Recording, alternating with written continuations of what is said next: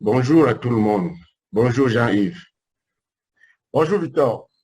Moi, je suis Njombi Victor, un des animateurs de ce MOOC Certis. Et moi, c'est Jean-Yves. Bonjour. Aujourd'hui, donc, nous allons parler de l'auto-formation. Oui, Jean-Yves. Alors, l'auto-formation, c'est quoi en fait? Alors, pour définir l'auto-formation, nous allons convoquer deux auteurs. Knowles, d'abord. Il parle d'une démarche dans laquelle un individu s'engage dans un processus de formation, avec ou sans aide. Donc, il choisit des ressources qui peuvent être matérielles ou humaines et met en œuvre des stratégies d'apprentissage en vue d'acquérir certaines connaissances. Et à la fin, il les évalue pour avoir le résultat de cet apprentissage. Ça, c'est pour Knowles. Maintenant, pour Pierre Carré, c'est la formation de soi par soi.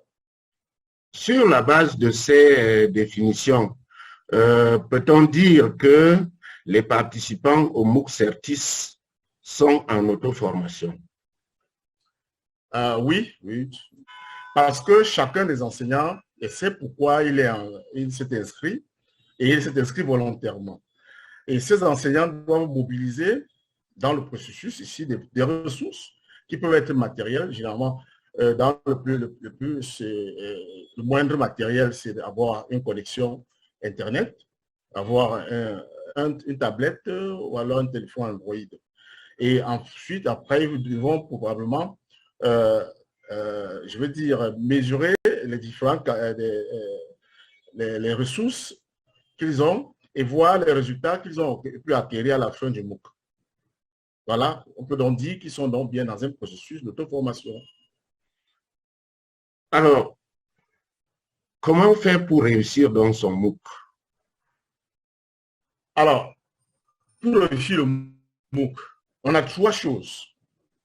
La première chose, c'est les apprenants doivent organiser leur temps, leur travail.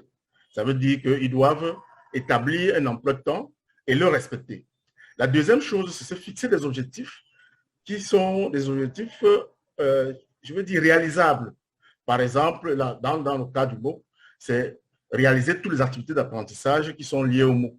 Et la dernière chose, c'est de mettre en œuvre des stratégies en vue d'atteindre les objectifs qui sont fixés. Et ces stratégies d'apprentissage doivent être fonction de leur, je veux dire, de leur vécu et du travail qu'ils font au quotidien. Avoir une autodiscipline. L'autodiscipline est vraiment la chose, comme dans toute formation d'ailleurs.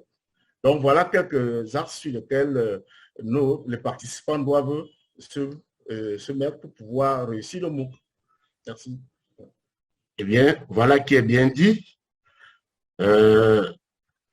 Il ne reste plus aux participants que de suivre ces conseils afin de réussir leur participation au MOOC Certis.